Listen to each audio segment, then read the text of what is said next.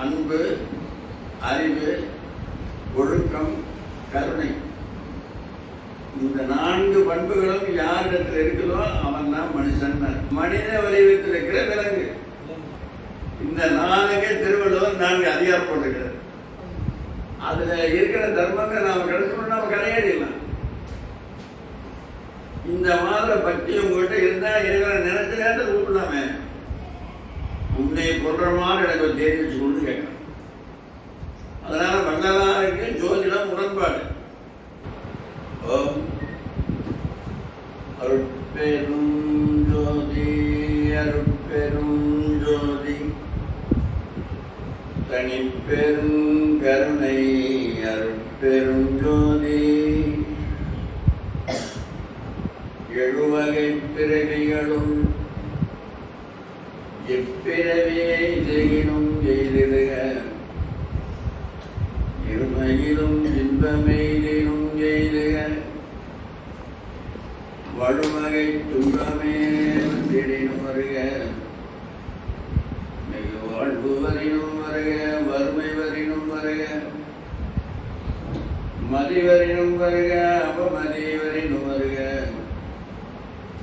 உயர்வோடு இழிவகை உலகில் மற்ற எதுவரினும் வருக அல்லது இது போகினும் போக என் இணையடிகள் மறவாத மனம் ஒன்று மாத்திரம் என கடைதல் வேண்டும் வரதே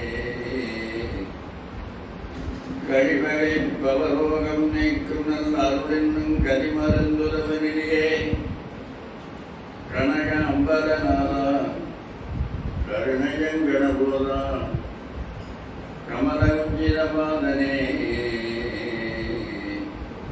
ஓம் பெரியவர்களே, எல்லாம் அல்ல அருட்பெருஞ்சோதி ஆண்டவருடைய தனிப்பெருங்கருணையினாலே மகாமந்திரம் பாராயணம் 40வது நாள் நிகழ்வில் 3வது அமர்வு செவி உணவு. அவை உணவு 3 வேளை, செவி உணவு 1 வேளை போதுமா?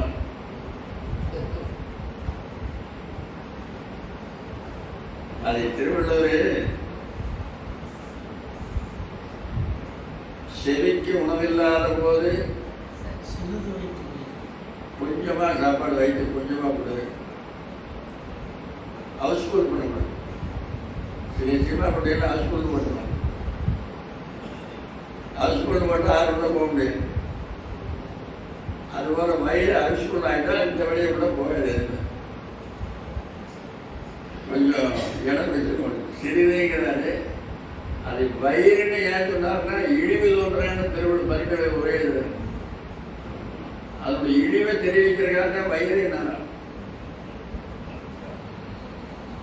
அதுபோல இந்த செவி உணவு உயிருக்கு உண்டான உணவு. உயிருக்கு அவை உணவு வயிற்று.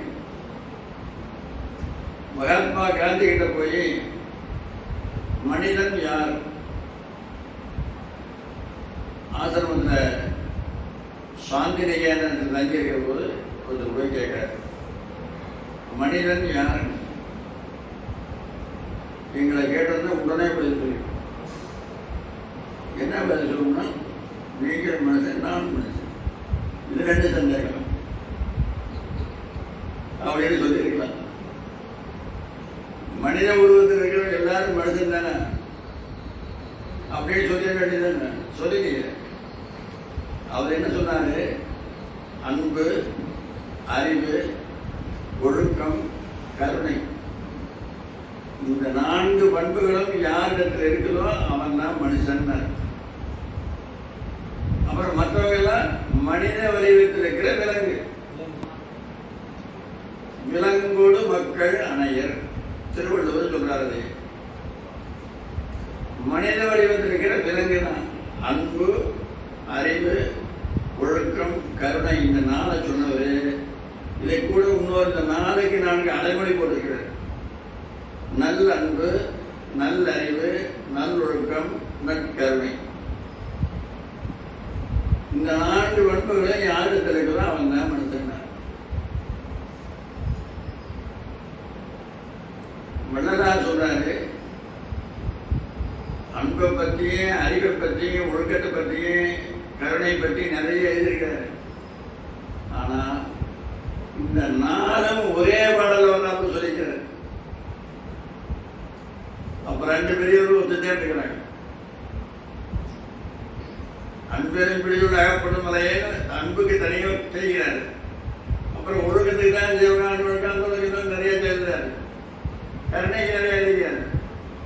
இந்த நாளும் ஒரே பாடல வருது. வேற வேற பாடல சொல்லினா பிரச்சனை இல்லை. நாளும் ஒரே பாடல வந்தனால என்ன அர்த்தம்னா, அந்த பெரியவரும் இந்த பெரியவரும் ஒரே நிலையில் இருந்திருக்கிறாங்கன்னு அர்த்தம். அது என்ன பாட்டுன்னா, உங்களுக்கு எல்லாருக்கும் தெரிஞ்ச பாட்டு தான். ஆனா என்ன பாட்டுன்னு கேட்டால் சொல்ல மாட்டேங்க. அது இப்போ எல்லாரும் படிச்சவங்க, படிக்காதவே யாரும் கிடையாது. நாங்கள் சொன்ன உடனே எங்க கூட வருவாங்க பாருங்க.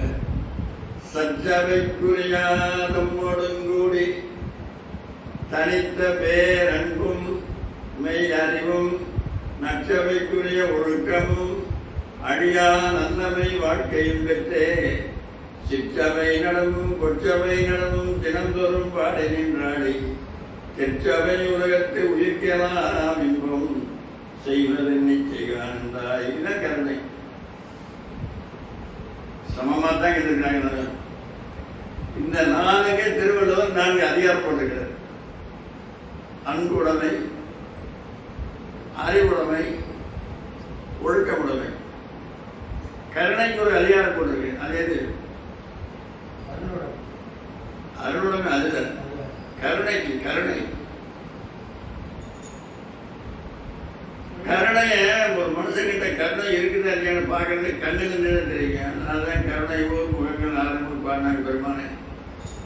கண்ணோட்டம்னா அந்த அதிகாரத்துக்கு பேரு. கருணைக்கு எது அதிகாரம்னா கண்ணோட்டம். கண்ணுல பார்த்தா தெரிஞ்சுக்க அவன் எப்படிப்பட்டவன். கண்ணோட்டம்னு அதிகாரம் வச்சுக்கிறேன் திருவள்ளுவர்.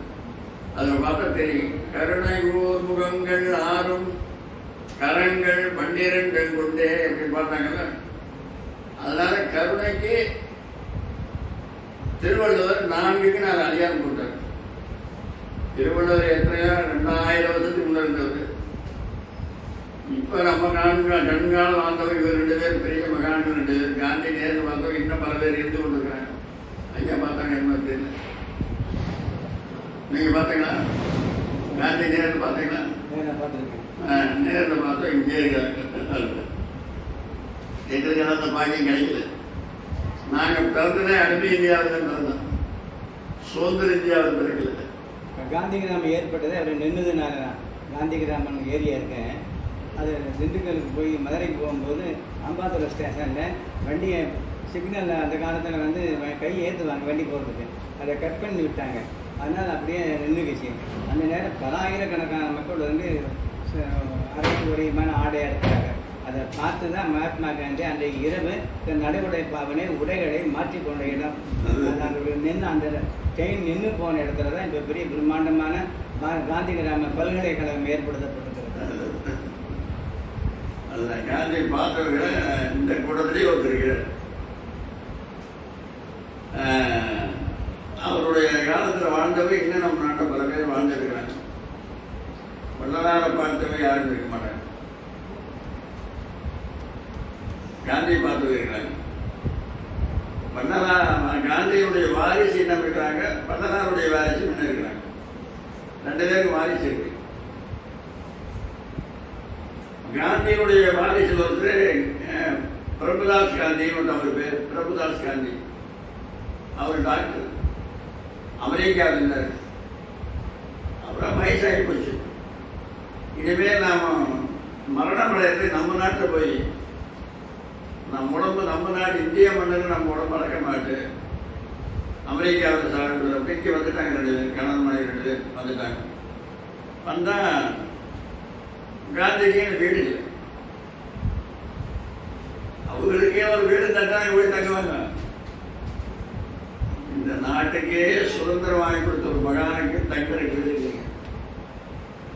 இந்தியாவில் வந்து இறங்கி முதியோர் இல்லத்துக்கு போறாரு. முதியோர் இல்லத்தில் போய் நாங்கள் அமெரிக்காவிலிருந்து வரணும் அப்படிங்கிறாங்க. ஏன் இங்கே வந்தேன்னு கேட்குறாங்க. நான் இந்த நாட்டு பிரஜனை, இந்த நாட்டு பிரச்சனை எனக்கு யாரு? அவர் எவ்வளவோ மறைச்சு பார்க்கிறாரு. அப்ப அவர் சொல்லிட்டார் ஒண்ணு, காந்தியினுடைய மகன் அப்படின்னு சொன்ன உடனே அவர் அப்படியே புரிது வச்சு, காந்தியினுடைய வாரிசாக இங்கே முதியோர்றதுக்கு பாருங்க, உங்களுக்கு என்ன வேணும் அதை சொல்லுங்க, இங்கே ஒன்றும் வேண்டாம், இங்கே எல்லாம் இருக்கு, தங்கருக்கு மட்டும் இடம் வேணும் அப்படின்னு சொல்லிட்டு ஒரு ரூம் ஒதுக்கி கொடுத்துறாங்க. ஒதுக்கி கொடுத்து உடனே மோடி போன் பண்ணாங்க, இப்படி காந்தியினுடைய வாரிசு வந்திருக்கிறாங்க. உடனே காரணம் போய் கூட்டாங்க, வந்தேங்க, எங்களுக்கு தேவையான இடம் கிடைச்சு போச்சு, இதே போதும், அதுக்கு மேல உங்களுக்கு வேற என்ன வேணுமோ உங்களுக்கு ஒன்றும் வேணாம், நீங்க ஒன்றும் செய்யாம இருந்தா அதே போதும். எங்களுக்கு இன்னைக்கு முதியோர் இருக்க, நம்ம நாட்டு சுதந்திரம் வாங்கி கொடுத்த காந்தி இன்னைக்கு முதியோர் இருக்கிறார். எத்தனை துன்பப்பட்டது. அவரை பற்றி ஒருத்தர் பாடினாரு, குத்தீட்டி ஒரு புறத்தை குத்த வேண்டும், குத்தீட்டியால உடம்பை குத்தணும், கோடாலி மறுபுறத்தை பிளக்க வேண்டும், ரத்தம் வர தடியடியால் ரணமுண்டாக்கி நாட்புறமும் பல உதைத்து நலிய திட்ட அத்தனையும் நான் பொறுத்து அகிம்சை காத்து அனைவரையும் அலைப்போர இருக்கச் சொல்லி ஒத்து முகமலர்ந்த உதட்டில் சிரிப்பினோடு உயிர் துறந்தால் அதுவே என் உயர்ந்த ஆசை. எத்தனை துன்பப்பட்டாலும் நம் நாடு சுதந்திரத்தை வாங்கி கொடுத்துட்டு நான் சந்தோஷமா போனேன்னு அதுதான் எனக்கு ஆசைங்கிறேன். ஒத்து முகமலர்ந்த உதட்டில் சிரிப்பினோடு உயர் துறந்தால் அதுவே என் உயர்ந்த ஆசைங்கிறேன். அப்படிப்பட்டவரை நீ முதியோர் இருக்கிறார். அந்த முதியோர் இருக்கிற என்ன நம்ம இங்கே வந்துடக்கூடாதா? அதுபோல மகாபாரதம் யாரோ வாழ்ந்தாங்க, அப்படி வரலாறுன்னு நீங்க நினைக்கூடாது. நம்முடைய வாழ்க்கைக்கு தேவையானதான் இருக்கிறது பூரா, வாழ்ந்தது பூரா அளவில்லாத தர்மங்கள் சொல்லப்பட்டிருக்கு. அதுல இருக்கிற தர்மங்கள் நாம கிடைச்சோம்னா நாம கரையேறிடலாம். அதாவது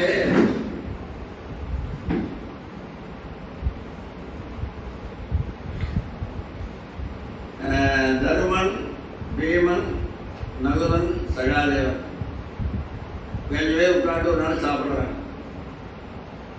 சாப்பிட்ற போது தர்மர் என்னமோ மனோங்கிறார், அவர் பாட்டு பேசிக்கிறார்.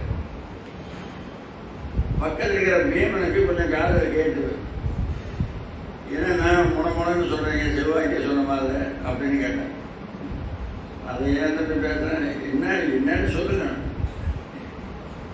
வனவாசத்தில் இருக்கிற போது நாம எப்ப நினைச்சோமோ அப்ப வந்தார் கிருஷ்ணன். நினைச்ச வந்துடுவார், யாரும் கூட சொல்லிவிட வேண்டியது. கிருஷ்ணான வந்து எப்ப பண்ணாரு, அப்படி வந்து உதவி செஞ்சாரு. இப்ப நாம இந்திரபிரசத்தில் இருக்கிறோம். இந்திரபிரசத்துல 23 வருஷம் இருந்தாங்க. ஒரு நாளைக்கு நம்ம கூட உட்கார வச்சு சோறு போடலாம். நான் பல தரம் கூப்பிட்டேன். எப்ப கூப்பிட்டாலும் இன்னைக்கு வர, நாளைக்கு வர, இன்னைக்கு வர, நாளைக்கு வர, நானே சொல்றேன், வரவே மாட்டேங்கிறான். வரவே கூப்பிடவே முடியல. அப்புறம் சோறை எல்லாரையும் போட்டாச்சு. உடனே பீமன் சொல்றான், யாரும் சாப்பிடாதீங்க, ஒரு இலை போடுங்க பக்கத்தில். கண்ணனுக்கு ஒரு இலை போட்டாச்சு. இவன் வெளியே போனான். வெளியே கதையில் ஒரு 1000 பேர் தூக்கிட்டு போனான். தூக்கிட்டு போய் மேல வீசினா பாருங்க, ரொம்ப உயரமா போகுது. அவ்வளவு உயரத்தில் போய் மேல போன வேகத்தை விட 100 மடங்கு கீழே வேகமா வரும். அப்ப இவன் என்ன செய்யறான், கண்ணா என்னால் ஆக வேண்டிய காரியம் உனக்கு இருந்தா அதை வந்து பிடிச்சிடும், இல்லைன்னா இப்ப என் தலை 100 போயிடும் அப்படிங்கிறான். அப்ப கிருஷ்ணன் சாப்பிட்டுக்கிறான். அங்க துவாரையில் கை சோத்துல வைக்க பேசிட்டு இருக்கிறான். கைகளுவருக்கு நேரம் இல்லை, கைகளுவருக்கு நேரம் இல்லாம எவ்வளவு ஓடி வந்து பிடிக்கிறான். இதுக்கு என்ன காரணம்? பக்தி தான் காரணம். இந்த பக்தி உங்களுக்கு வருமா? எத்தனை பக்தியும் வரும். இப்படி கூட வளர்த்துட்டாங்க. அளவில்லாத பக்தியுடையவன். திருநீர் போட மாட்டான், திருநாம் போட மாட்டான், கோயிலுக்கு போக மாட்டான், ஜாயம் போட மாட்டான், ஒரு கரும செய்ய மாட்டான். அவ்வளவு அந்தரங்க பக்தின்னு எனக்கு பேர். அந்தரங்க பக்தினா யாருக்கும் தெரியாத ஒரு பக்தன்னே தெரியாது. இந்த மாதிரி பக்தி உங்ககிட்ட இருந்தா இறைவனை நினைச்ச நேரத்தை கூப்பிடலாமே. அப்படி இவனை ஏன் வந்து கொடுத்தாங்கன்னா இவனால தானே மாற போற முடியும். துரியோதனாதிகள் 100 பேரை இவன் தானே மேல அனுப்போடு வானவர்களுக்கு. அப்புறம் இவன் விட்டு என்ன பண்றது? கையை எச்சியோடு கொடுத்தானா அப்புறம் அப்படியே எதையும் சோறு போட்டு சோறை தின்னுங்க. தருமருக்கு அப்படியே ஒரே ஆச்சரியமா போய் தப்பாடு இவ்வளவு பக்தியா இருக்கிறவங்கிட்ட யாருக்கு தெரியாமையே இருக்கிறேன். நீ வெளிப்படுத்தவே கூடாதுங்க. நான் இப்ப நீங்க எங்கேயாவது நடந்து உங்களுக்கு எங்கேயாவது ஒரு ஊருக்கு போறீங்க, நடந்து போற வாய்ப்பு இருந்தது, ஒரு ஆள் கூட சேர்ந்து போக கூடாது. தனியா போனா இறைவன் சொல்லி இறைவனோட பேசிக்கிட்டே போகலாம். நாங்களாம் அப்படித்தான் செஞ்சோம். நடந்து போகிறது வாய்ப்பு ஒரு ஆள் வந்தாலே நீங்க போங்க, நான் பின்னாடி வரணும், பின்னாடி நடந்து போனா இறைவனோட பேசிக்கிட்டே போகலாம். அதுக்கு போகலாம். தனியாக இருக்க போதுதான் இறைவன் நினைச்சு அழைக்கணும். வாய்ப்பு கிடைக்க போதுதான் விடக்கூடாது. அப்படி அதுக்கு பேர் அந்தரங்க பக்தின்னு பேரு. அப்புறம் கிருஷ்ணனை அர்ஜுனனும் ஒரு நாள் கைலாயம் போனாங்க. கைலாயத்துக்கு அங்க போற போது இவன்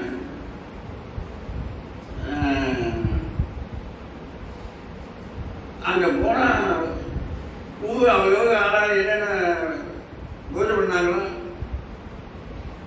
அந்த பூவை அவங்களுக்கு கொடுப்பாங்க.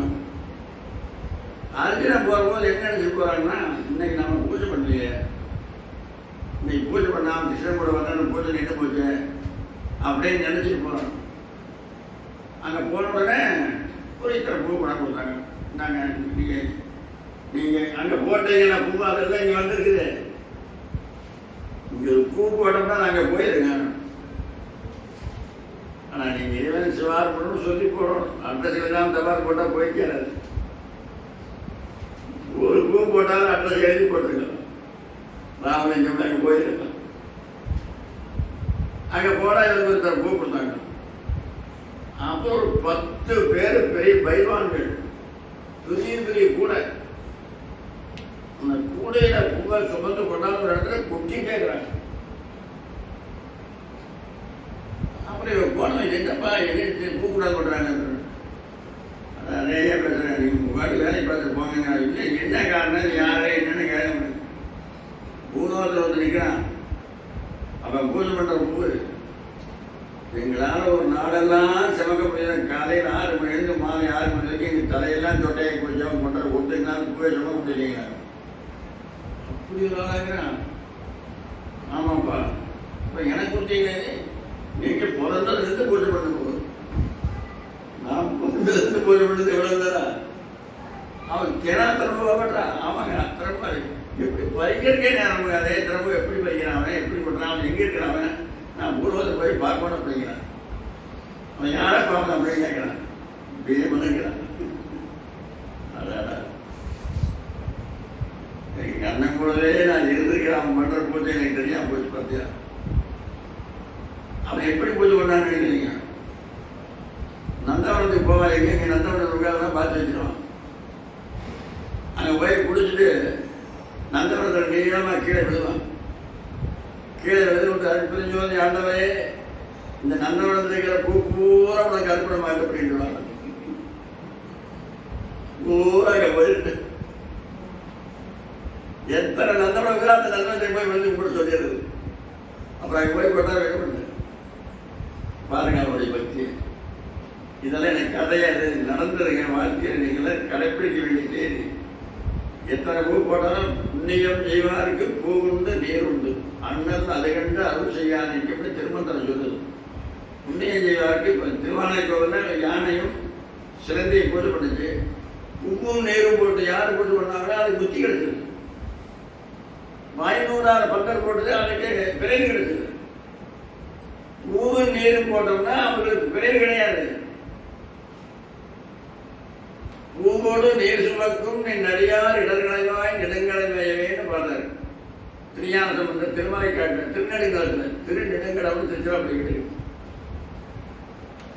அதுபோல கும்பம் நீரும் போட்டு வழிபட்டோம்னா அந்த பலன் கிடைக்கும். அது அந்தரங்க பக்தி. இது எவ்வளவு அவனுடைய அன்பு பாருங்க.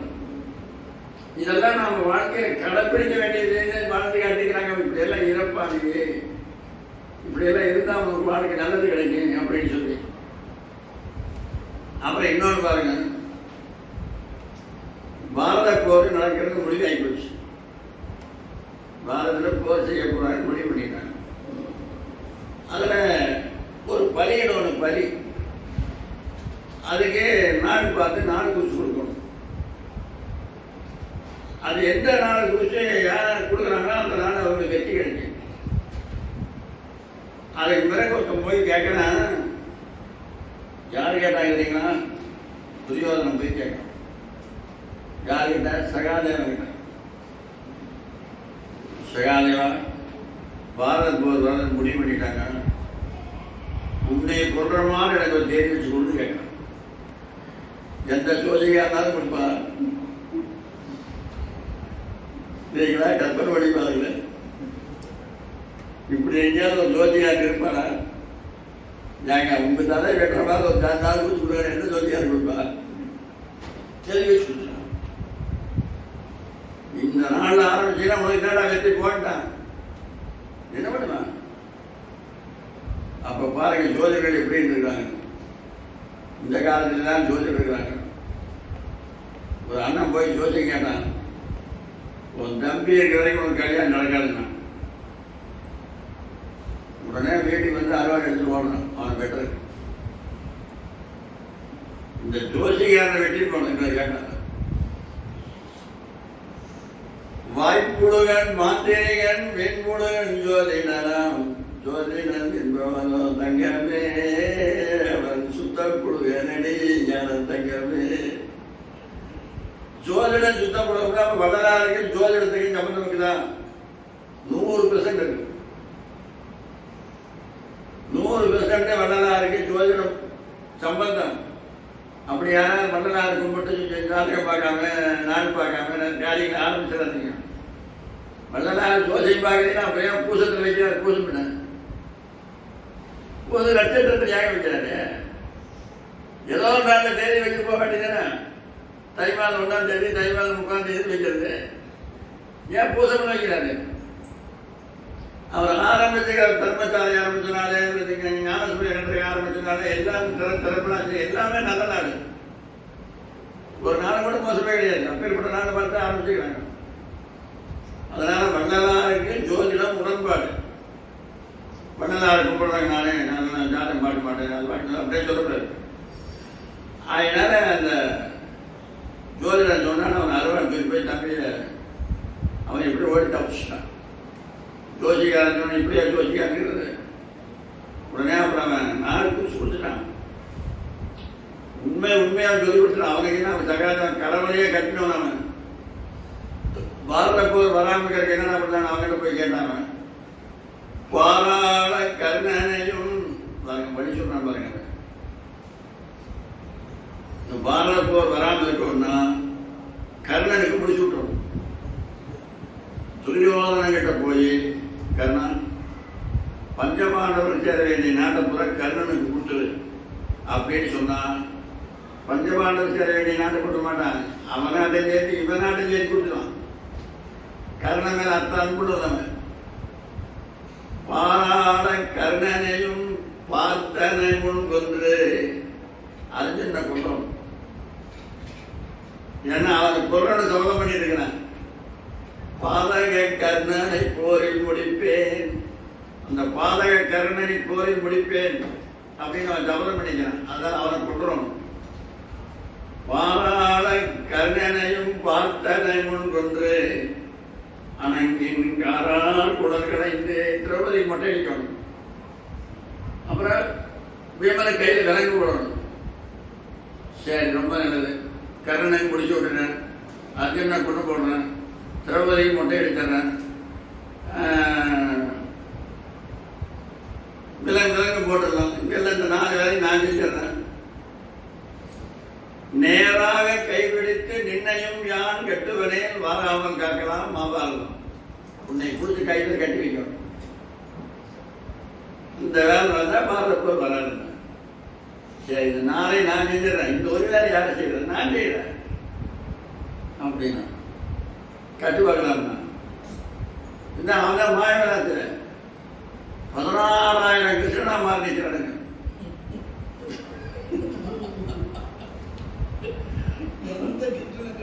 எந்த கிருஷ்ணன் கட்டுறதுல 16,000 கிருஷ்ணன். இவன் கண்ணமொழி உட்கார்ந்தா கிருஷ்ணா அப்படின்னா 1000 கிருஷ்ண காலம், அப்புறம் கிருஷ்ணால 1000 காலம், அப்புறம் கிருஷ்ணால 1000 காலம். 16 தரம் கிருஷ்ணான உண்மையான கிருஷ்ணன் முன்னா கழுத்துல சுட்டு போட்டு இருக்கிறான். உன்னை கொல்றனாங்க வேண்டானே, நான் பாரத போர் முடிக்கிறதுக்காக வந்தவன், என்னை கொன்றாதை விட்டு அப்படின்னா. அப்பதான் இந்த பாரத போர்ல எங்க 5 பேரையும் சாக்காம பார்த்துக்கணும். இல்லைன்னா உன்னை கொண்டு இப்போ அப்படின்னா பகவான் அந்த வாக்கு கொடுத்தாரு. இல்லைன்னா இவரையும் சேர்த்து கொண்டிருப்பாங்க. அப்போ அவன் ஞானி, அவனுக்கு பயப்பட வேண்டிய அவசியம் கிடையாது. பக்தம் பயப்படுவாங்க, ஞானி பயப்பட மாட்டாங்க. அதுபோல இதெல்லாம் ஜோதிடர்களுக்கெல்லாம் ஜோதிடர்கள் எப்படி இருக்கணும் அப்படிங்கிற ஒரு உதாரணம். இன்னைக்கு ஜோதிடர்கள் இருக்கிறாங்க, ஆனால் அந்த காலத்து ஜோதிடர்கள்லாம் எப்படி இருந்தாங்கன்னா ஒரு வரலாறு இருக்குது. ஒரு ஐயர் ஒருத்தரே ஜோசியம் பார்ப்பாரு. ஒரு வீடு காலையில் எழுந்திரிச்சு 10 வீட்டுக்கு யாசகத்துக்கு போவார். காலையில் தான் அவங்க வீட்டுக்கு ஏதோ அவங்க வீட்டு என்ன செஞ்சாங்க, 10 வீட்டு என்ன கொடுப்பாங்க, அதை வாங்கிட்டு வந்து கடன் மனைவி சாப்பிடுவாங்க. அப்புறம் மத்தியானம் 10 வீட்டுக்கு போவார். ஜோதிடம்னா அவ்வளவு துணைமா சொல்லுவார். ஒரு பைசா வாங்க மாட்டார் யாருக்கிட்ட. காசுங்க வேற எது வந்தவன் எதுவுமே கொடுக்குறாரு. எனக்கு என்ன செலவு ஒன்றும் வேண்டாம். விளக்கறிகிற வீடெல்லாம் என் வீடு, யாரார் வீட்டையும் சமைச்சுக்கிறாங்கன்னா கூட எனக்கு அதில் பங்கு இருக்குது, எனக்கு இருக்குது அப்படின்றாரு. வேண்டவே வேண்டான்றாரு. அவருக்கு ஒரு மகன் இருந்தான், அவனுக்கு இந்த ஜோசியம் சொல்லி கொடுத்தாரு. இவனை விட அவன் பேசுறான். இந்த இப்படிப்பட்ட ஜாதகங்கள்லாம் பறிக்கணும்னா பிரதிபலன் எதிர்பாராதவங்கிட்ட போய் பார்த்தா தான் 100% பறிக்கும். காசு விடுறான் பாருங்க, அவன்கிட்ட போய் காசு கொடுத்து தேவையில்லாதுங்க. அதெல்லாம் ஒரு வயது இல்லையே. அவன் சொல்லுவேன், அவன் காசு சொல்றதை இந்த அந்த அளவுக்கு கணிக்க முடியாது. ஆண்டவனுடைய அருள் உள்ளவன் தான் அவன் ஜோதிடத்துக்கே வரணும். அருள் இல்லாதவங்களாம் சொன்ன ஒன்றும் பலியாகாது. அதுபோல எந்த ஒரு புண்ணியத்தை செஞ்சாலும் இந்த மகாபாரதம் போன்ற இந்த கதைகள் இருக்கிற நீதியெல்லாம் கடைசியாக தருவது எல்லாரும் வைகுந்தம் போகிறாங்க, எல்லாம் ஒருத்தராக கீழே விழுகிறாங்க. கடைசியாக ஒரு நாய் போகுது. நாயினா நாம் மோசமாக நினைக்கிறோம். நாயை போல நன்றி உள்ள ஜீவங்கள் எதுவும் உலகத்திலே கிடையாது. தாய் அன்புக்கு தாய், நன்றி நாய். நன்றி உள்ளது நாய் தான். ஒரு குட்டி வீட்டில் வளர்க்கிறீங்க, உயிரோட வரைக்கும் அது போகாது. உங்க வீட்டில் என்னோட வச்சாலும் போகாது. எரிந்தவேன் மெய்வாய வாக்குழைக்கும் நாயின்னு நாவியால் ஒரு பாட்டே இருக்கு. அந்த நாய் கூட போகுது. எல்லாம் வந்தாங்க, தர்மன் மட்டும் போறாரு. இந்திரன் வந்துட்டான் விமானம் எடுத்துட்டு, தர்மரை கூட்டி போறாரு. தர்மத்தை கொண்டாந்து நிறுத்தி, தர்மா ஏறு விமானத்தில் அப்படிங்கிறாரு. இவர் நாய் போய் கொண்டு வர்றாரு. உன்னை மட்டும்தான் கூட்டி சொன்னாங்க. இல்லை, நாங்கள் 5 பேர் வந்தோம், அவர்கள் 4 பேர் விழுந்துட்டாங்க. என்னை நம்பி இந்த நாய் வந்திருக்குது. என்னையும் கூட்டிட்டு போற அப்படின்னா, நாயையும் கூட்டிட்டு போறதா நான் ஏறிக்கிறேன். நாயை கூட்டிட்டு வரலாம், நீ திரும்பி போகலாம். விமானம் எனக்கு வேண்டான்ட்டார். நான் இந்த பக்கம் மன்னார்குடி பக்கம் சிவனருக்கு திருக்கூட்டம்னு ஒரு திருக்கூட்டம் இருக்கு. பக்கத்தில் ஊருக்கு மங்கையன் ஊர், அந்த ஊர் அங்கே போனோம். 3 வாரம் பணிக்கு புறப்படுற போதே மணி 8 ஆயிடுது. அப்புறம் நாங்கள் அங்கிருந்து புறப்பட்டோம். 4 மைல் நடந்து வரணும் குப்பராட்சிக்கு ஒரு ஊருக்கு. இருட்டு. அப்புறம் எங்கள் ஊரில் 2 பெண்கள் வந்தாங்க, வயசான 2 பேர் வந்தாங்க.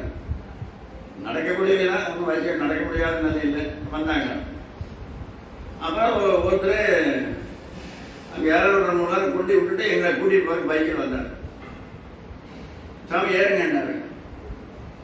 இல்லை நாங்கள் நடந்து வரணும். ஏறுங்க நான் விட்டுறேன் அப்படின்னாரு. இல்லை நாங்கள் நடந்து வரேன் நீங்கள் போங்க அப்படின்ட்டோம். அவங்களால கேட்டு நான் அப்படியே அவன் போயிட்டான். போன போது சொல்கிறாங்க, சாமி நீங்கள் போயிட்டீங்கன்னா நாங்கள் எப்படிங்க வருவோம்? இவங்களுக்காக தான் நாங்கள் போகல.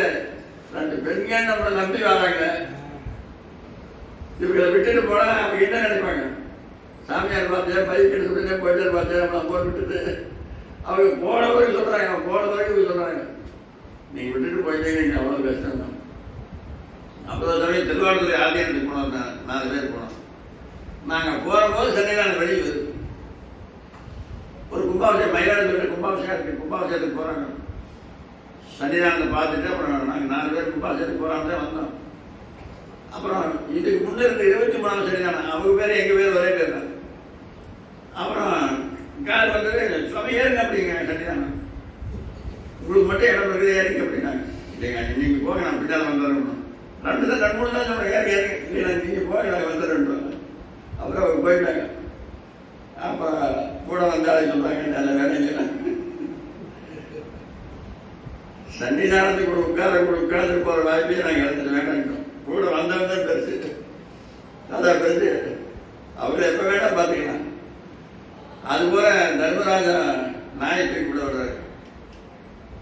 அப்புறம் அதுக்கு பிறகு அந்த நாய் தர்மராஜா மாறு. கைலாய மேல தர்மராஜா எல்லாருக்கும் நான் புண்ணியத்துக்கு ஏற்ற பலனும் பாவத்துக்கு ஏற்ற தண்டனை கொடுக்கிறான். அவன் மாறி நிற்கிட்டு, தர்மனே உன்னை பரிசோதிப்பதற்காகவே நான் பூர்வத்திலிருந்து நாயாக வந்தேன்.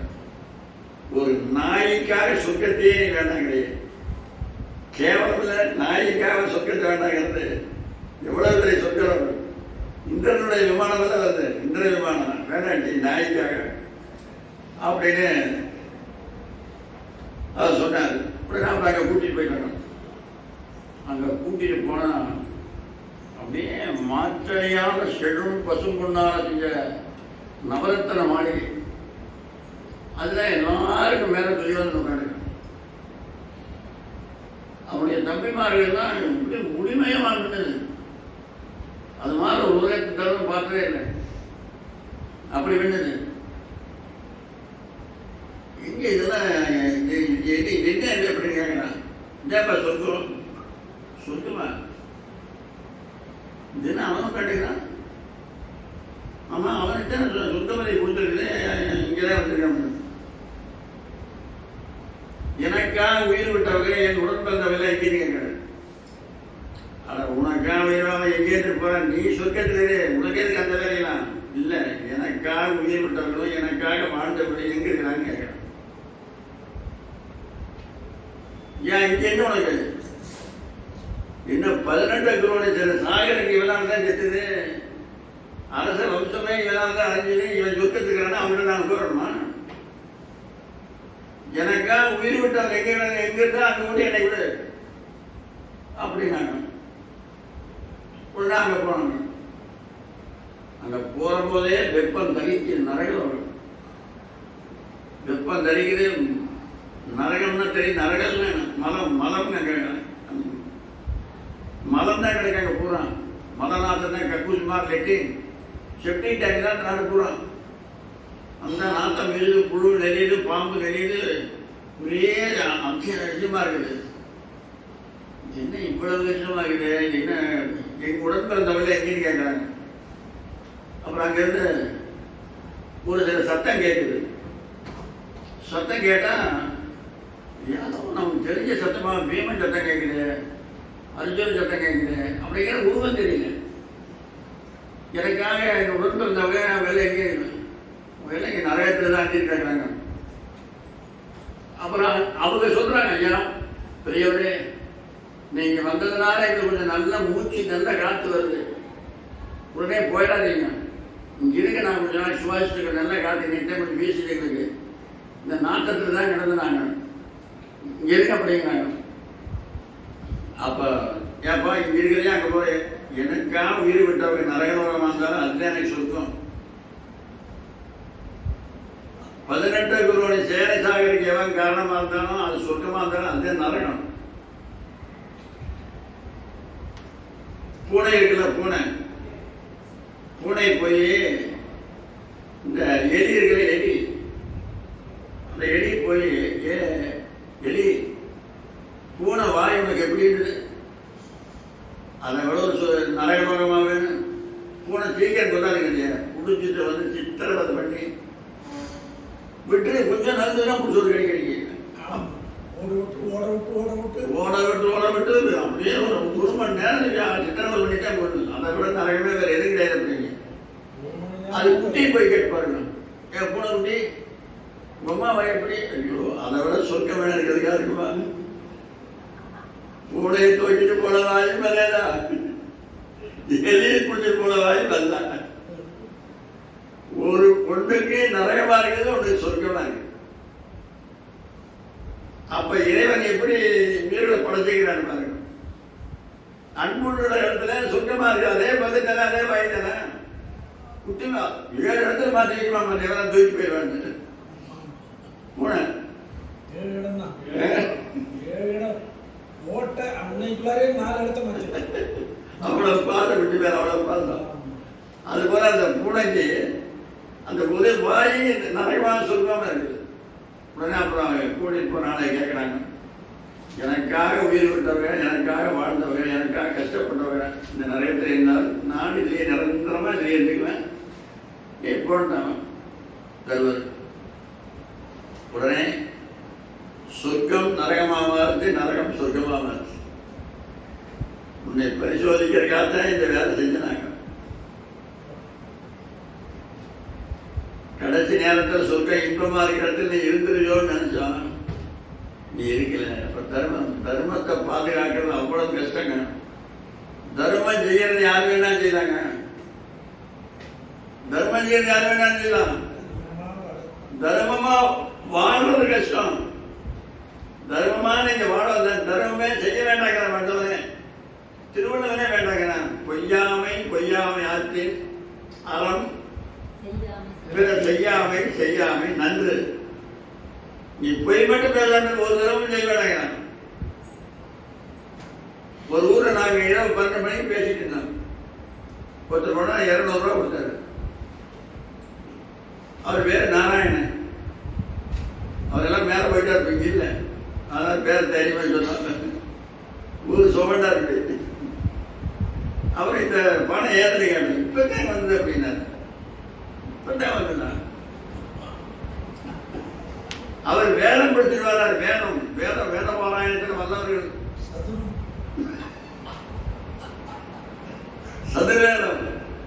சதுர்வேதம் சீதாட்டம், சதுர்முக வேதம் 4 முகம், 4 முகம். அது அப்பதான் 200 ரூபா வந்துருக்குது. வெட்டு நாட்டு இருக்குது. ஒரு வெட்டினா 200 ரூபா வந்தது. சாமி பண்ணி குடிச்சிடாங்க கொடுத்தாரு. 200 ரூபா கொடுக்கறத விட அது நாடாமுக்கிறது நல்லது. சூதாட்டத்தினால நாட்டையே இழந்தவன் நினைச்சிட்டு சூதாட்டத்தை தொலைஞ்சு சூதாடித்தாங்க தரவுக்கு பஞ்சமாவட்ட காலம் போனது என்ன சொல்றாங்க, சூதான காரணம். சூதாடாம சூதும் பாதும் வேதனை செய்யும் அவையாத்துமா சொல்லியிருக்காங்க ஆட்சி சொல்லியில. அப்புறம் ஒரு ஊர்ல கோயில் கட்டிட்டு இருந்தோம். கோயில் காலையில் ஒரு ஆள், அவன் பேர் மண்ணாங்கட்டி, இப்ப இருக்கிறான்னு தெரியல. அந்த ஊர் பேர் வேட்டப்படின்னு இருக்காரு. இப்போ கும்பாசத்துக்கு நாங்கள் போக போறாங்க 12ஆம் தேதி. 3வது கும்பாசம் 200 ரூபா பணம் கொடுத்தாரு. இன்னைக்கு நைட்டு தான் இந்த பணம் சம்பாதிச்சு அப்படின்னாரு. நைட்டு சம்பாதிச்சார், பகலில் தான் எல்லாம் வேலைக்கு போவாங்க. இருபது போய் எப்படி சம்பாதிச்சேன், திருடகையில் போயிட்டாங்க நாங்கள் நினைச்சோம். இல்லை, அவனுக்கு என்ன வேலைன்னா நெல் வயல்ல எலி பிடிக்கிற வேலை. ஒரு எலி கேட்டனா அப்ப 200 ரூபா கொடுத்தாலே எத்தனை கொண்டிருக்கிறான். 400 எலி கொண்டு 200 ரூபா கொடுக்கணுமா தர்மம். கொடுக்காம இருக்கலாமே. எலி பிடிக்காம இருந்தது வேண்டியது இல்லையே. அதனாலதான் தர்மம் செய்யறத யாரு வேணா கொள்ளைக்காரன் செய்யலாம், கொலைகாரன் செய்யலாம், திருடன் செய்யலாம், எல்லாருமே செய்யலாம். ஆனா தர்மமா வாழ்றது கஷ்டம். வடசிற ஊர்ல ஒரு ஊர், அந்த ஊர்ல நாங்க இருந்தோம். ஒரு ஆள் இது மாதிரி ஒரு பாட்டில் கப்பா இப்படி கையை பிடிச்சிட்டு வந்தார். கையை பிடிச்சிட்டார். ஒரு கையில ஒரு 50 ரூபா பணம், 50 ரூபா. அதுவும் தெரியுது, எங்க கைக்கு தெரியுது. அப்புறம் சாமி இந்தாங்க 50 ரூபா கொடுத்தாரு. இது வச்சார். எட்டி பார்த்தா முகம் தெரியுது. அப்புறம் பணத்தை கொடுத்துட்டு சாமி எடுத்து பிடிச்சிக்கங்கன்னாரு. என்னங்க அப்படிங்க, சாராயங்க. என்னையா யார் சொன்னாங்கன்னு கேட்டேன். இல்லைங்க, புத்தகை நான் எடுத்துக்கிறேன். 1 வருஷத்துக்கு வேற எவரும் நீங்க சாராயம் நிற்க மாட்டேன். இன்னைக்கு தான் கடையை ஓப்பன் பண்றேன். ஒருத்த வந்து சொன்னான், சாமியார் வந்துக்கிறாரு. அவர் படி முதல் கோடி பண்ணி 50 ரூபா கொடுத்துருவான். இதெல்லாம் வியாபாரம் சொன்னாங்க. அதனால தான் கொண்டு வந்தாங்க. கண்ணு வித்து கலப்பணம் சம்பாதிப்பதை விட கற்பூரம் வித்து கால்பணம் சம்பாதிப்பது மேல். நீ கல் வியாபாரம் பண்ணி, சாராய வியாபாரம் பண்ணி, பீர்பட வியாபாரம் பண்ணி 1 மூட்டை பணம் சம்பாதிக்கிற கற்பூரம் வித்து காலனா சம்பாதிக்க போதும் அப்படிங்கிறாங்க.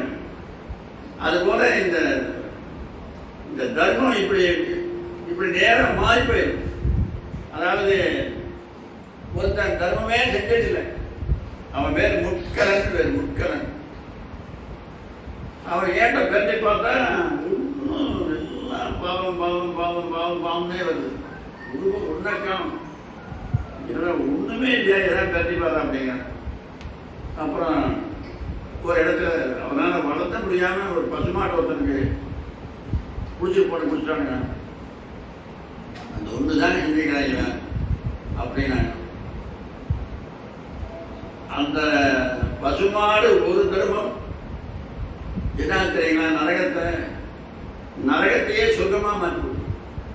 பசுமாடு தர்மம் பண்றது எவ்வளவு பேருக்கு நீங்க எத்தனை பேருக்கு வேணா கொடுக்குறாங்க மாடு.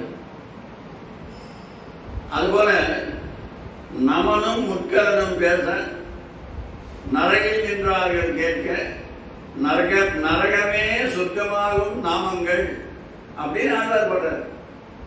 முட்கலன் நமனும் முட்கலனும் பேசுறான். எங்க நின்று பேசுறாங்க? நரகத்துக்கு நின்று. நரகமே சொர்க்கமாகும் நாமங்கள், நரகமே சொர்க்கமாக. அதுபோல இந்த மகாபாரதத்தில் வர கதைகள் நம்முடைய வாழ்க்கையில பயன்படுறதுக்கு எந்த அளவு நம்ம வாழ்க்கை தேவையான பூரா அது இருக்கு. அது இருக்கு. பாரத போற முடிவாகி போச்சு. அப்படி வரையை குத்தி போய் கர்ணனை கூப்பிடுறான். கர்ணா, நான் தான் எங்க அம்மா, நீ அங்க இருக்காத, துரியோதனாருக்கு இருக்கா, நீ வந்துடு அப்படிங்கிறான். நான் சொல்றேம்மா, ஒருவரும் ஒரு உறவும் ஓருறவும் இல்லாத என்னை, நான் எந்த ஊர்ல வந்தேன்னு யாருக்கும் தெரியாது. என்னுடைய தாய் இருந்த யாருன்னு யாருக்கும் தெரியாது. என்னுடைய உறவினர்கள் யாருன்னு இதுவரைக்கும் எனக்கு தெரியாது. உறவினர்கள் யாருன்னு தெரியாது. ஒருவரும் ஓருறவும் இல்லாத என்னை, ஒன்றுமே இல்லாத என்ன துரியோதனன் கூட சொல்றான். உங்கள் குலத்தில் உள்ளோரில் ஒருவனாக்கி, உங்கள் குலத்தில் அரச குடும்பத்தில் வந்தவன் என்னை ஆக்கிட்டிய.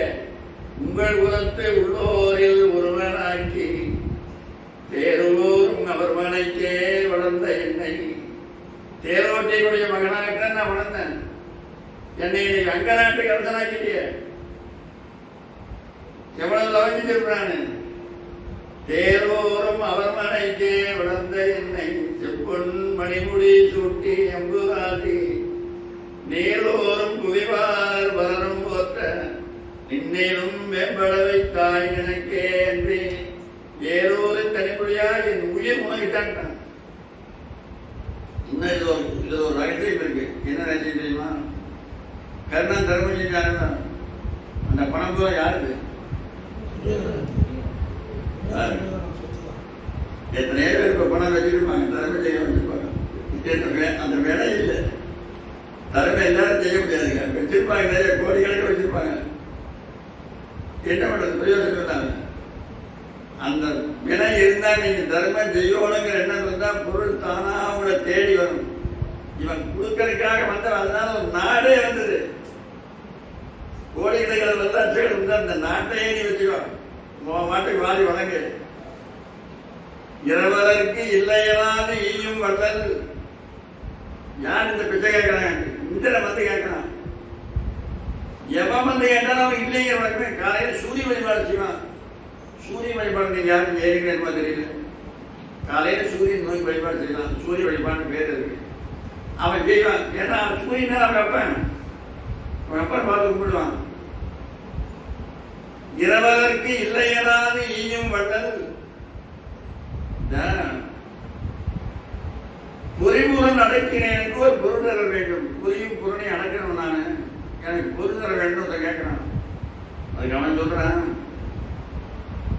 அவாவருவரையோய் இங்கு வேண்டுவது யாது அனைத்தும் நின்னதே கூறுகின்றான். என்ன என்கிட்ட வந்து ஒரு பொருளை கேட்கிறேன், என்னை கேவலப்படுத்த நீ வந்தியா?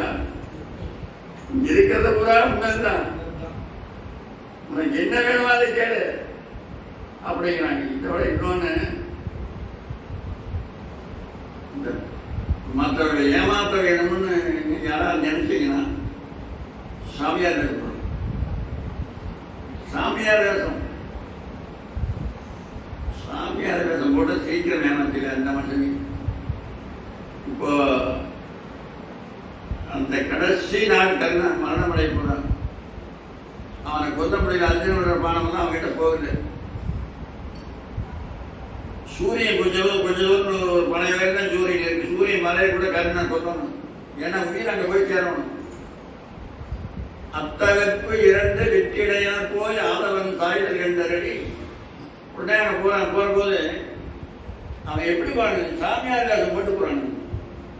அப்ப அடுத்தவன் ஏமாத்தோம்னா சாமியார் காசு தான் போடும். இந்திரனே கொடுக்காடிக்கிறான். கொடுக்க அவனை போட்டு வேண்டியதுன்னு சிவபிரகாசன் சொன்னாரு சாமியார் காசு. அப்புறம் அதுவாக போய் விடுவணும். அவன் போய் விடுவான். அதாவது மேலுவினை தவம் பூண்டே மகாமேரு மலையில் நான் தவஞ்சிட்டு வரேன். மகாமேரு மலையில் தான் வரேன். இப்போ தாங்க தேர்தல் கதை போறேன். தேர்தல் இப்ப கொஞ்சம் தேரன் போற நிறுத்துறான் விஜயனை சொல்லிட்டு, சரி நீ ஊழியன போற நிறுத்து கொஞ்சம் அப்படின்னு சாமியார் போட்டு போறான். மேலுவினை தவம் பூண்டே யாருமே இதுவரைக்கும் புழுகாத பொய் புழுகாண்ட ஒரு பொய் புழுக என்ன பண்றான்? ஈண்டிய வறுமை பெருந்துயர் உழந்தேன். அதெல்லாம் தரித்திரத்தில் நான் கஷ்டப்படுறேன். அஷ்டலட்சுமியை கொண்டாடி இவன் போய் இந்த வாக்கு சொல்லவன். ஈண்டிய வறுமை பெருந்துயர் உழந்தேன் இயைந்தது ஒன்று இக்கணம் அளிப்பாய். எனக்கு ஒரு பொருள் வேணுங்கிறப்பா அந்த கண்ணை என்ன, அதாவது என்னுடைய உடம்புல உயிர் உள்ள இருக்குதா வெளியே இருக்குதான்னு தெரியல. அந்த நிலையில் இருக்கிறேன். ஆவியோ நிலையில் கலங்கியது. ஆக்கை அகற்றதோ பொறுத்ததோ அறிய. உடம்புல உள்ள இருக்குதா வெளியே இருக்குதான்னு தெரியல. பாவியேன் வேண்டும் குருடலாம் நாய்க்கும் பக்குவம் தண்ணில் வந்திலை. வேண்டுவாருக்கு வேண்டியதெல்லாம் கொடுக்கிற காலத்திலேயே வராமட்டேன். பக்குவம் தண்ணியில் வந்திலை. அதனால இந்த நேரத்தில் நான் என்ன கொடுக்க முடியுமோ அதை கேடு. கர்ணன் தர்மம் செய்யற போது, கர்ணன் ஒரு நூற்கண்டு விடு அப்படின்னு கேட்டான். இப்படி வச்சு எடுத்துக்காம இப்படி கொடுக்கிற வழக்கமே இல்லையா? வாங்குறவங்க மேல வச்சுதான் கொடுத்து பழக்கம். எல்லாருக்கும் கொடுத்தாச்சு. பூமியில் இருக்கிற அரசு மன்னங்கிட்ட அத்தனை பேர் கொடுத்தாச்சு. இனி அவன் யாருக்கு செய்யணும்னா கடவுளுக்கு மட்டும் தர்மம் செய்யணும். கடவுளுக்கு தர்மம் செஞ்சாச்சுன்னா எல்லாரும் கொடுத்தாச்சு. கர்ணன் மேல ஒரு கொடையாளியே இல்லை. அதனாலதான் கொடைக்கு கர்ணன் அப்படின்னு வந்துருது. பகவான் அதை மாத்தோன்னு நினைக்கிறாரு. எல்லாருக்கையும் மேல வச்ச கொண்ட கொடுத்தாரு. இப்போ உன் கையை மேலே வைக்கிறப்பா அப்படின்னு வந்து புண்ணியத்தெல்லாம் கொடுப்பா அப்படின்னு கேட்குறாங்க போய் புண்ணியத்துக்குன்னா அது ஒருத்தன் தடுக்கிறதுக்கு வர அவங்க அப்படியே தடுக்கிறான் வந்து வந்திருக்கிறவன் ஏமாந்தாளில் ஏமாந்தாரு கொடுத்துறாரு அப்படிங்கிறதெல்லாம் நீ ஆட்டிச்சூடி வச்சிருங்க என்ன ஆட்டிச்சூடி இதில் வந்து கிடையாது நீ வந்து இதில் கேட்டு வச்சுக்கிறாங்க அடுத்தவங்க செஞ்சா நீ அதை போய் வைக்கிறேன் அதனால என் உயிர் போனால் போயிட்டு போதும் அப்படிங்க அப்புறம் என்ன நீ செஞ்ச புண்ணியத்தை கொடுன்னு கேட்டான் புண்ணியத்தை கொடுன்னு கேட்டோடனே அது எப்படி கொடுக்கறது கொடுக்க முடியும் புண்ணியம் எங்கே வச்சுக்கணும்னு தெரியும் கொடுத்தேன்னு ரத்தத்தை பிடிச்சி தாரவாத்து கொடுக்கும் அப்படியே 50 இதயத்தில் ஊற்றின்னு ஒரு ரத்தம் ஒரு 50 பிடிச்சி இழுத்தான் அப்படியே ரத்தம் வந்தது கை நிறைய பிடிச்சான் பகவான் கீழே கையை பிடிச்சார் அப்படியே இப்படி தெரிஞ்சு விட்டான் இப்போ புண்ணியம் பூரா யான் செய் புண்ணியம் அனைத்து கொடுத்துட்டேன் இப்போ இந்த இடத்துல ஒரு கேள்வி வருது என்ன கேள்வினா கர்ணன் இதுவரைக்கும் தர்மம் செஞ்சது இந்த உலகத்தில் இருக்கிற மக்களுக்கு தான் அதனால் ஒரு புண்ணியம் இருக்கிற போதே அவனை கடவுளாலே கொள்ள முடியல கடவுளாலே கொள்ள முடியலைங்க அர்ஜுனால கொள்ள முடியல தேவனால கொள்ள முடியல யாராலே கொள்ள முடியல இந்த மனுஷனுக்கு செஞ்ச தர்மம் இருக்கிற போதே யாராலையும் கொள்ள முடியலன்னா இப்ப செஞ்சது கடவுளுக்கு செய்யாதா இதுவரைக்கும் செஞ்ச புண்ணியத்தை கொடுத்தாச்சு இப்ப புண்ணியம் செஞ்சு இந்த புண்ணியத்துக்கு ஒரு புண்ணியம் வந்திருக்கும்ல அந்த புண்ணியம் அவரை ஏன் காப்பாத்தல இப்ப செஞ்சதுனால பெரிய புண்ணியம் ஏன் இங்க ஒரு எம்எல்ஏ இருக்கிறாரு இந்த தொகுதி இருக்கிறாருன்னா சட்டசபையில் வாங்கியிருந்தானே நாம் எல்லாம் சொன்னதான் அர்த்தம் எப்படி வந்து சொல்றாங்க 6 மாவட்டத்தில் இருக்கிற சொன்னாங்கன்னு அர்த்தம் அதுபோல இறைவனை கொடுத்தா எல்லா உயிரிழமையும் செஞ்ச மாதிரி அர்த்தம் அந்த புண்ணியம் ஏன் காப்பாத்துறீங்கன்னா தமிழ்ல வினைத்தொகைன்னு ஒரு சொல்லு தமிழ்ல வினைத்தொகை வினைத்தொகைனா 3 காலத்தையும் குறிக்கிற சொல் ஊறுகாய்னு ஒரு சொல் ஒரு வார்த்தை ஊறுகாய் ஏற்கனவே ஊர்ன காய் இப்ப ஊறிட்டு இருக்கிற காய் இனிமேல் ஊறுகாய் சுடுகாடு ஏற்கனவே சுட்ட காடு இப்ப சுட்டு இருக்கிற காடு இனிமேல் சுடுங்காடு அதுபோல அவன் சொல்ற போது என்ன சொல்லி கொடுக்குறாங்கன்னா வினைத்தொகைன்னு ஒரு சொல்ல கொடுக்குறான் இதுக்கு முன்ன நான் செஞ்ச தர்மம் இப்ப செய்து கொண்டிருக்கிற மனம் இனிமேல் ஏதாவது தர்மம் செய்தால் அதனால வந்த செய் தர்மம் செய் வினை செய் புண்ணியம்னா அது வினைத்தொகை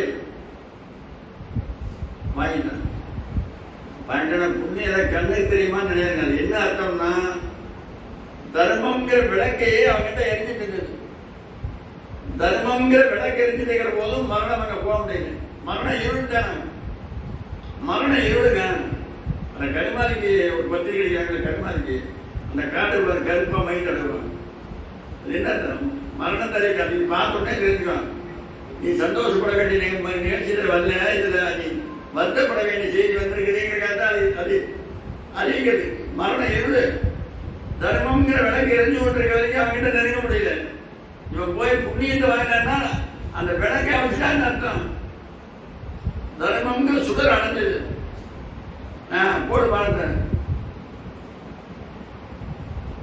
அஞ்சரீகம்னு ஒரு பானம் போச்சு கர்ணங்கேள் வந்து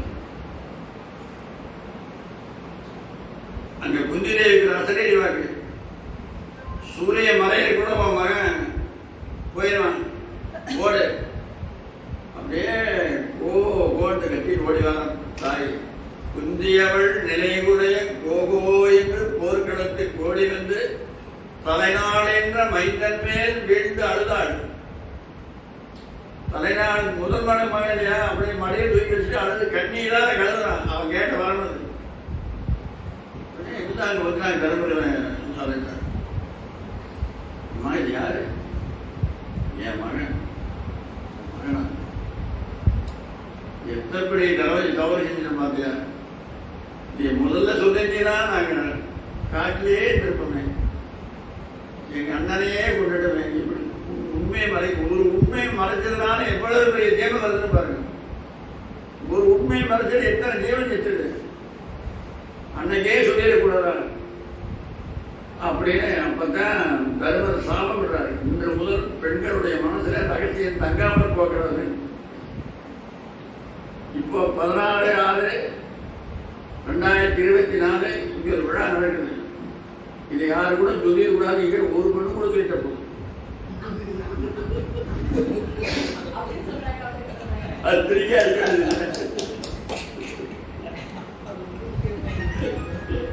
எல்லாரும் சரி போயிரு. அப்போ உங்ககிட்ட இருந்தா ரகசியமா சொல்லியிருக்கிறேன் அப்படின்ட்டா போதும். இதுக்கு என்ன காரணம் தெரியுமா? பெண்களுடைய மனசு அவரோட இலகின மனசு. தாயுள்ளத்துல சுமை தாங்கிட்டு இருக்க முடியாது. ஆண்கள் தான் தாங்கிடுவாங்க. தாயுள்ளத்துல சுமை தாங்க முடியாது. அதுக்கு சுமை இறங்கி வச்சா அவருக்கு தோற்றமே வேற. அந்த தாயுள்ள வாங்கினால் அவங்களால தாங்க முடியாது. அந்த பெண்களுடைய சொல்லக்கூடாதது நாகேஷ் கேட்கறான்ல, பெண்களோட வைத்தியம் அப்படின்னு அதுபோல அந்த மகாபாரதத்தில் கர்ணன் இன்றைக்கும் வாழ்ந்து கொண்டிருக்கிறார். இன்னைக்கு கர்ணன் கருணாநிதி கர்ணனுக்கு பேர் இன்னைக்கு அவருடைய பேர் வைக்கிறாங்க. துரியோதனன் கூடவே இருந்தான்னா அவருடைய குடும்பத்தான் இவன் எடுத்து தர்மம் செஞ்சான். ஆனால் அந்த புண்ணியம் அதே எவ்வளவு இருந்தாலும் ஒரு பாடு கண்ணு போட்டுக்குது, ஒரு பாடு கண்ணு போட பக்கத்தில் கேட்குது. இது நல்லா 4 மணிக்கு இறங்குது, அது பக்கத்தில் தான் இது இருக்குது. இது நல்லா 4 மணிக்கு அது 4 மணிக்கு இறங்குமா? இது பாடு எடுத்தா நிற்குது. அது மாதிரி துரியோதனை ஈடாத மாடு, இந்த ஒரு ஈண்ட மாடு. ஒருத்தர் தர்மம் செய்யறத பார்த்து ஒருத்தர் செய்யறது இயற்கையாகவே வரணும். அதனால எங்கே கருணை இயற்கையில் உள்ளன அங்கே விளங்கும் ஜோதி சொல்வார்.